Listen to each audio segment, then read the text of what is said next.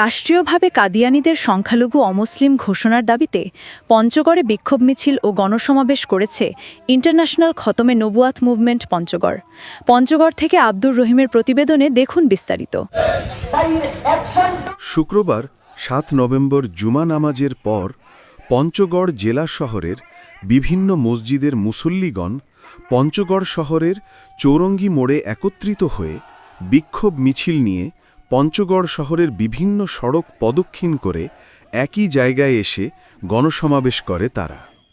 গণসমাবেশে এ সময় বক্তব্য রাখেন ইন্টারন্যাশনাল খাতমে নবুয়াত মুভমেন্ট পঞ্চগড় জেলা শাখার সভাপতি মাওলানা আকবর বিন জাফর, সাধারণ সম্পাদক হোসেন আহমদ পঞ্চগড়ি, মীর মোর্শেদ তুহিন সহ অনেকেই।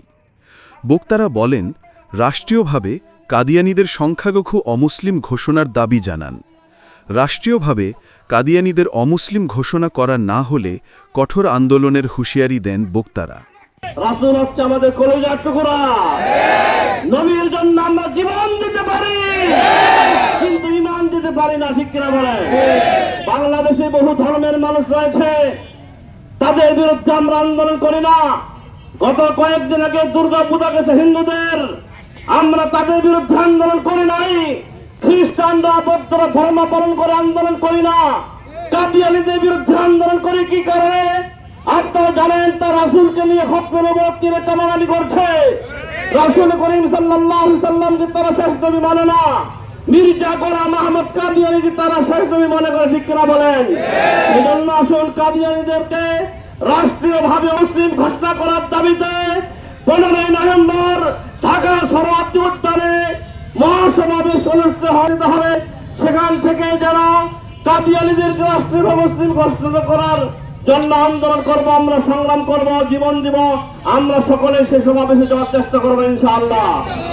বক্তারা আরও বলেন, সম্মিলিত খতমে নবুয়ত পরিষদের উদ্যোগে আগামী 15 নভেম্বর ঐতিহাসিক সোহরাওয়ার্দী উদ্যানে অনুষ্ঠিতব্য আন্তর্জাতিক খতমে নবুয়ত মহাসম্মেলনে যোগদান করার জন্য জোর দাবি জানান।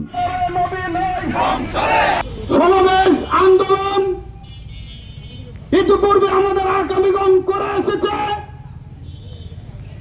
আমরা করছি। যতদিন না কাদিয়ানী রাষ্ট্রীয়ভাবে কাফের ঘোষিত হচ্ছে ততদিন আমাদের এই সংগ্রাম চলবে ইনশাআল্লাহ। কাদিয়ানীরা অমুসলিম একথা সবাই জানে, তারপর কেন ঘোষিত হইতেছে না?